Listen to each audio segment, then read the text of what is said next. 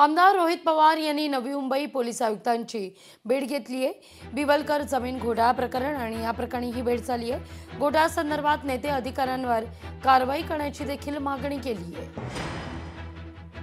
ह्या सगळ्या गोष्टी केल्यानंतर आणि सुप्रीम कोर्टात हा मुद्दा गेल्यानंतर वन विभागाने पोलीस डिपार्टमेंटला हे पत्र लिहिलं की आमच्या एन्क्वायरीमध्ये असं आम्हाला जाणवलं आहे की बिवलकरांनी चोरी केलेली आहे, आम्हाला फसवलेलं आहे, त्यांच्यावर तिथं तुम्ही फसवणुकीचा गुन्हा हा दाखल करा अशी विनंती ही वन विभाग हे आमचं सत्ता आहे का? नाही, सत्ता कोणाची आहे? त्यांचाच वन विभाग, त्याच वन विभागाली आता तिथं पत्र लिहिलेलं आहे। पण दुर्दैव असं की आम्हाला सीपी साहेब सांगतात आम्हाला शहानिशा करावी लागेल, आम्हाला सुप्रीम कोर्टाचा अभ्यास करावा लागेल, आम्हाला शासन काय म्हणते हे बघावं लागेल। जर मोठा आर्थिक व्यवहार झाला असेल तर पोलीस प्रशासन सुद्धा वरच्या दबावामुळे तुम्हाला सहकार्य करेल अशी भूमिका आज दुर्दैवाने सीपी साहेबांच्या इथं आल्यानंतर आम्हा सगळ्यांना तिथं जाणवली।